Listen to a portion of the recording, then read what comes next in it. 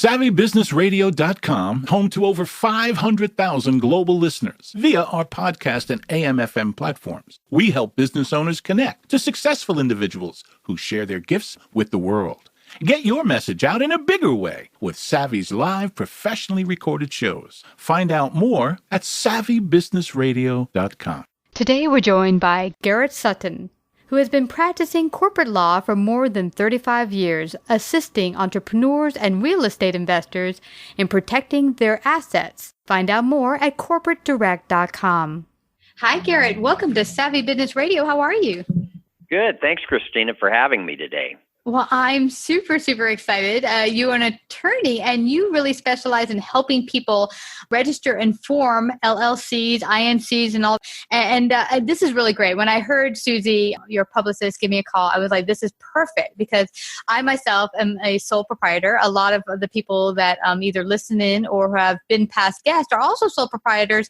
And they often ask me, well, when's a good time to go that direction of becoming an INC or LLC or something like that? What's the difference? Why is it important? So, but before we go to all of that important goodies, share with our audience a little bit about your background, how you came to working in this area. Well, I grew up in the Bay Area, and I went to Berkeley and then across the Bay to Hastings Law School, which is the University of California's law school in San Francisco. And I practiced in San Francisco and Washington, D.C., and I really liked, I grew up in the Lake Tahoe area in the mountains, so I really wanted to be up in that area. So I moved to Reno in 1989, and I've practiced corporate law here. Nevada and Wyoming are great states to set up corporations and LLCs. Mm-hmm. And so it's been my life really to help people who are entrepreneurs and real estate investors to get properly structured. You can operate as a sole proprietorship. You can have land or real estate in your individual name, mm-hmm. but the legal system doesn't protect you. Mm-hmm. And you can take some simple steps, Christina, to protect yourself with a corporation or an LLC and just sleep a little better at night. No, that is very important. Now, I just have a quick personal question. Living in Reno area, do you ever go to the Reno Air Races? I do. Oh, yeah, that's a great event. I love that event. I've always wanted to go. I haven't gone yet, but my partner's a pilot, and we often fly our trips places. He's the pilot and flies us there. But I've always wanted to go to the Reno Air Races, so that's so cool. You would love it. You see some classic planes in that event. Totally awesome. And why, you mentioned that Nevada is a good place to set up an LLC. Why would that be? Why is that area a good place to set up businesses? Well, the state of Nevada and the state of Wyoming kind of have this libertarian attitude that people should be protected as to the fullest extent possible from claims brought against you by, we have vexatious litigants, we have frivolous litigation, and these two states have really made an attempt to have the strongest law possible for people who are investors and business owners. So can I, this is just curiousness on my part, but I'm in the New York City area. Can someone be in New York, New Jersey, or East Coast area and decide to register in Nevada or Wyoming? Sure. If you have a business in New York, you can set up a Nevada or Wyoming entity and qualify to do business in the state of New York. You have to do the qualification because you're operating in the state of New York. We want you to follow the rules of New York. We want you to pay your taxes in New York, as high as they may be. But you have to follow the rules. But by setting up in Nevada or Wyoming and then qualifying to do business, you only have one entity. You have the Nevada-based entity that is authorized to do business in the state of New York. You can get better protection. This is really fascinating to me. Now, a good portion of people that come on the show or listen in are service-based entrepreneurs. So they run a lot of their business and stuff online. Is it different running a business online as opposed to a brick and mortar when you go about to get an LLC? No, the principles are the same. Whether you're, have a physical location or do business online, you can still be sued. And so we want to have that protection of a corporation or an LLC as opposed to being a sole proprietor, where if someone sues you in your business, be it online or a physical store, if someone sues and you're a sole proprietor, they can reach all of your assets, not just the business assets, but your personal assets as well, the equity in your house, your bank accounts, those types of personal assets. So it's really easy, Christina, to set up an entity, operate through the entity, and have the asset protection and the limited liability of a corporate or LLC entity. So this is interesting. So I'm operating out of New York, technically, my website, but someone could buy my stuff all over the world, actually, not just in the United States. So when it goes about, say, someone, I sell it from here in New York, that's where my server is, but well, I don't know what the server is. That's where my computer is. And someone buys, say, in California, do the laws count for California or only where I register? Well, it would be where you register. Now, California presents its own issues.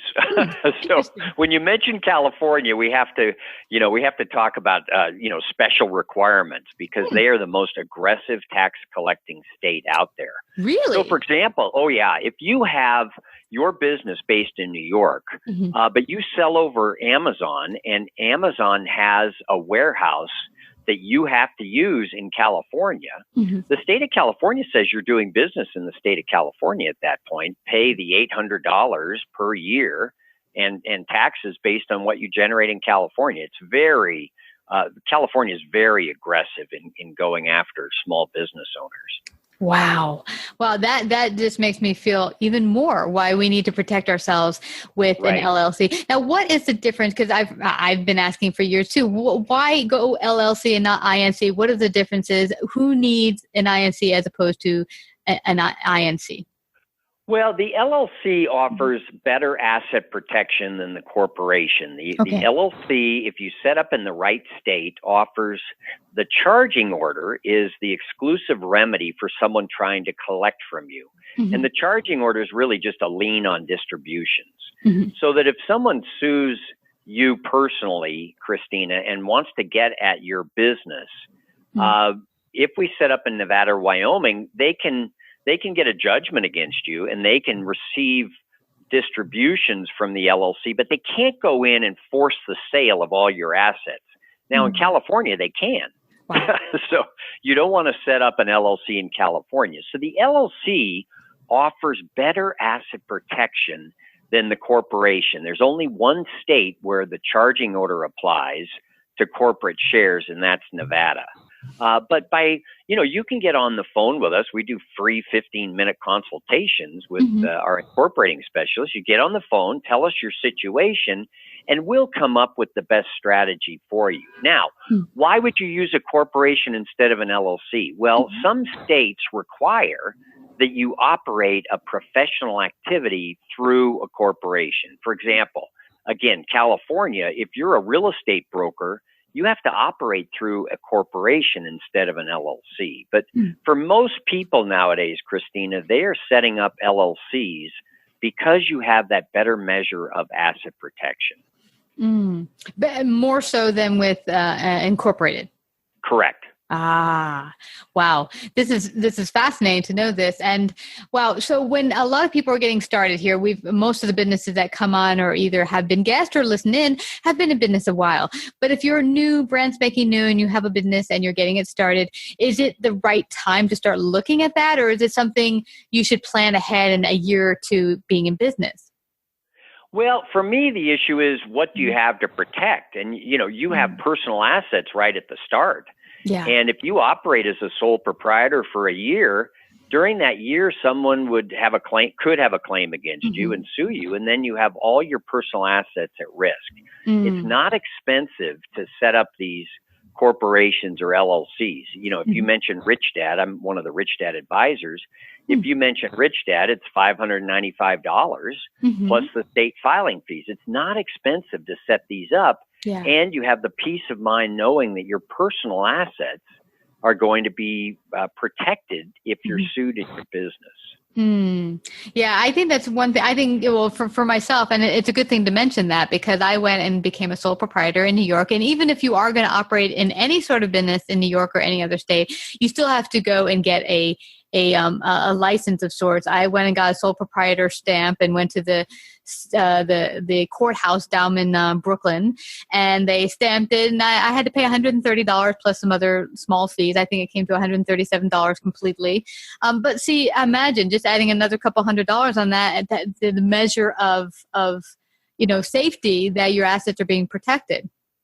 Absolutely. And with a sole proprietor, there are a couple downsides, Christina. First of all, the IRS audits them at a 5 times greater rate than they do corporations or LLCs, right? You can't build business credit as a sole proprietor because it's just you. Yeah. If you have a corporation or an LLC, you can take steps to build business credit. And on our website, we have the strategies for building business credit. As well, I think you have more credibility as a corporation or an LLC. If you can put that on your business card and on your contracts and all, it just shows that you care about your business. So they did another survey indicating that corporations are valued at 30% more than sole proprietorship. So it just, you can sell the business easier as a corporation. The banks are more willing to lend to corporations. So there are just a lot of advantages to incorporating or setting up an LLC. And what exactly does it mean when you say business credit? What does that mean? Well, there are 2 tracks of credit. You have your personal credit. You pay your bills on time and you build up your FICO score. There's a second track of credit based on how your business operates. So if your business pays its bills on time, and you can build up a business credit profile, and eventually it takes about 2 years, but after a period of time, you will have vendors and lenders that will lend to the business and not just you personally. So you want to build up that second track of business credit, especially if your business is going to be growing, because at some point you run out of the amount of personal credit that they will lend to. And so you really need to have that business credit you can access for future growth. That is a really great point, because I heard one very successful business owner who has actually many different eggs in many different areas, because she said to really build wealth, it requires having many streams of income coming in. She has a real estate portion of her business. She does book sales, a number of other, I think, online events and stuff like that. But she was basically saying that it's very important to be able to have those different sources of income, but also know that how are they coming in, how to protect all the different sources. Now, why do the audit or IRS audit 5 times more sole proprietors than, say, other businesses? Well, with the sole proprietor, the IRS looks at it as if you're not that serious about your business. If you were serious about your business, you'd incorporate, right? You're exposing all of your assets. So the IRS attitude is maybe they're not really that serious about their business. Maybe it's a hobby. And people who are sole proprietors, unfortunately, don't do their books as well as corporations and LLCs do. So the IRS has found that it's kind of the low-hanging fruit. If you're a sole proprietor, they find it very easy to audit you and be able to assert penalties and interest. And they don't go after the LLCs and corporations because they know that you're serious about your business. You're probably doing your books correctly. You have to file a tax return for the corporation or LLC. So it's not just everything flowing onto your return, like with a sole proprietorship. So, you got to look at how the IRS looks at things, and they find it really easy to collect from sole proprietorships. And that goes to show that if you're going to start a business, that there's many facets to pay attention to before you get out of the gate. One guy I talked to said he spent a good almost year putting all the pieces and ducks in order before he even launched it and went out into the public. And part of that was getting the capital together to make sure they had all the ducks in order so that he would be protected and be able to run his business in a way that was going to be the most beneficial. Now, you don't always know if you're going to come out of the gate and if it is going to be successful. Most businesses don't make it to year 5. He has actually made it to year 5. But what's really good about it is that he, from the get-go, not only made it an incorporated, but also put all the ducks in order to make sure he has a proper accountant. How are we going to do the taxes? And I know a lot, including myself, did not come out of the box thinking, how are we going to get all those pieces together? Hiring the extra help and knowing that that's an essential piece to getting your business off the ground. Right. Well, and one of the messages that Robert Kiyosaki talks about in Rich Dad, Poor Dad, and in the advisor books, which I'm a part of, is you want to build a team. Right? You don't need to know everything about corporations. You don't need to know everything about tax.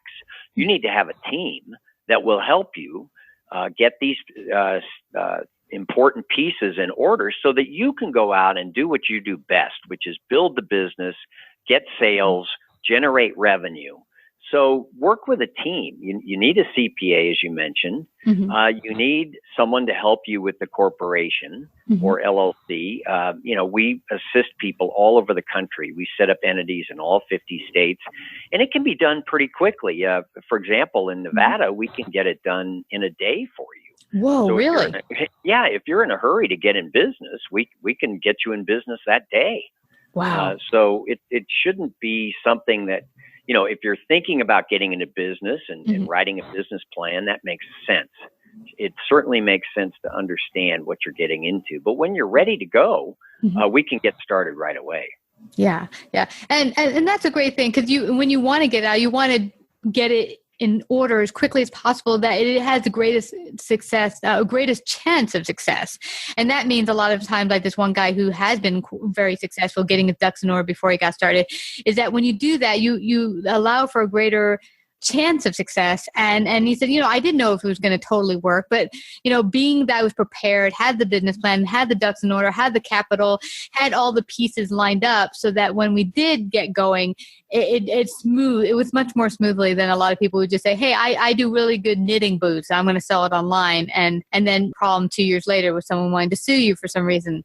So yeah, it makes complete sense. How can people get a hold of you and your business? Well, our website is corporatedirect.com.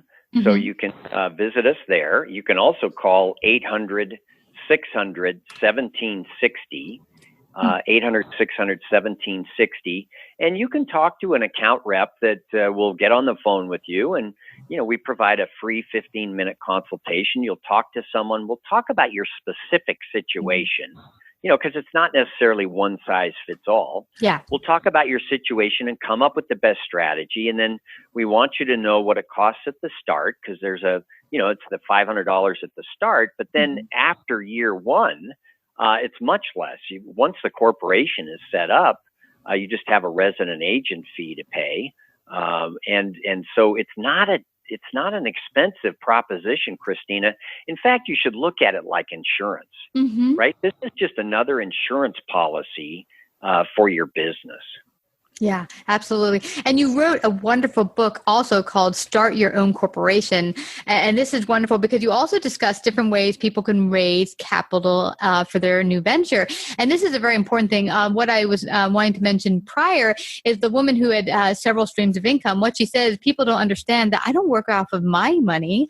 I'm set up in such a way and have set up my business that capital is coming through a number of different investors, through banking institutes and stuff like that. But I set it up where the money isn't coming out of my pocket. It's coming from other people who believe in what I'm doing and know that I've set up a structure that will actually bring me return as well as my investors and the banks. Well, and that raises another point, Christina, and that is if she has multiple streams of income, you may need multiple LLCs or corporations. Because Absolutely. If you have all your activities in one entity and you get sued over one activity, they could reach the stream of income for the other 2 or 3 activities. So a lot of times we have clients that will set up more than one entity to protect more than one stream of income. So, we use the system to protect all of your assets and all of your streams of income.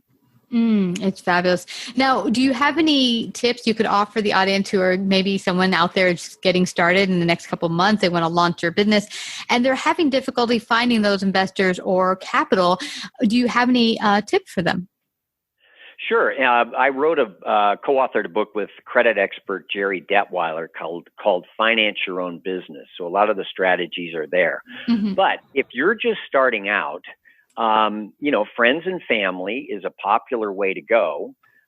Raising money from friends and family that's how a lot of businesses get started. But my tip would be that you have to treat this seriously. You don't want to lose friendships over this. Yeah. So when you take money from friends and family, have a promissory note, have something in writing so that it's understood what this person receives. Because you don't want to be at Thanksgiving dinner with everybody around the table hating you. You want to live up to what you promised and have everything very clear. And certainly, and we say this in all of our books, let people know that this is a risk, that not everything may work out, that you're taking a chance by investing money. And I think if you tell people that up front, if you're honest with them about how it could be that you may lose all of your investment, if you're honest at the start, it'll be much easier if things don't go well later. That's a really good point. My one friend of mine said the way I started is she did go to friends and family, but she told them, listen, I'm going to give you 5 times what you're putting in and you have 5 years to pay you back. So if within 5 years, don't look for this money. That's kind of the clause you put out there that, in 5 years, I will start paying it back, but I will pay you in full. If it doesn't work out by year 5, I'll take a job, work my butt off, and I'll pay you all back with 5 times the interest. Actually, in 5 years, she was able to pay every single debt back and pay all of her investors back. But she had really gumption and the desire to make it happen. And she was like, if I had to pull 10 jobs down to make it happen and pay everyone back, I'm going to do that. But that's how serious you have to be when you get out there. Absolutely, Christina. And good for her to do that. I think that if I were in that situation, I would have provided a promissory note. They're very easy to prepare. And just lay out the terms of the loan. You're loaning me $5,000. In 5 years, I'm going to pay you back $25,000. And just have something in writing. Because, it's like Samuel Goldwyn said, oral contracts aren't worth the paper they're written on. So we don't want to have oral contracts. It just leads to miscommunication and hurt feelings. Yeah, I've had that experience for sure. Now, crowdfunding, I've heard a lot about it over the past several years. How do you feel about raising capital that way? Is that a good way to raise capital? It is, but you just have to be aware that it still involves sales. So I had a client that put a venture up on a crowdfunding site, and kind of the expectation was that people would flock to it and everybody would invest, and you still have to sell the investment. It makes it much easier. You can advertise on these portals. People, they've loosened the restrictions on who can invest. So overall, I think it's a really good thing. But you just have to be aware that it's not like if you put it out there that people will flock to your investment. You still have to be selling the investment, letting people know what you're doing, because they're not going to come to you automatically. Absolutely. Yes. A lot of background work behind that. And I think that's some of the things that people think when they start an online business. It's like, I'll just get it out there and magic money will just come flowing through the door. And it's that constant momentum. It's like you might have sales, but you got to keep it going, keeping the stream of clients coming in the door and keeping them happy and keeping the business running. Right. Yeah. Right. The internet has made things, easier, but the basic principles still apply. Right? You still have to provide good service. You have to let people know about your investment. It just doesn't happen in a vacuum. There's work involved still. Absolutely. Well, this has been so fabulous having you out here. Everyone can go to corporatedirect.com to find out more and find out about your awesome service and get the 15-minute consult, right? Great. Well, yeah, I'd love to have all of your savvy listeners call us up and mention Rich Dad and get $100 off. And fabulous. We'd be happy to work with you. Yes, that would be great. And because a lot of them have told me they're like struggling, what do I do now? And you don't want to be caught one day with a big lawsuit on your hands and being sued for the very asset, your very house perhaps that you're living in. You definitely don't want that. So give Garrett and his people a call today, everyone. And I want to thank you again, Garrett, for coming to Savvy Business Radio and sharing your gifts and talents today. Well, I appreciate it. Thanks for having me on, Christina. After 5 years of creating exciting business content with amazing businesses from around the world, Savvy is now creating a new video series entitled Heartbeat of the World. This series will feature experts from around the globe. We will highlight and discuss some of the greatest challenges facing the U.S. and the world. Co-create with us and find out more at bit.ly/savvypatron.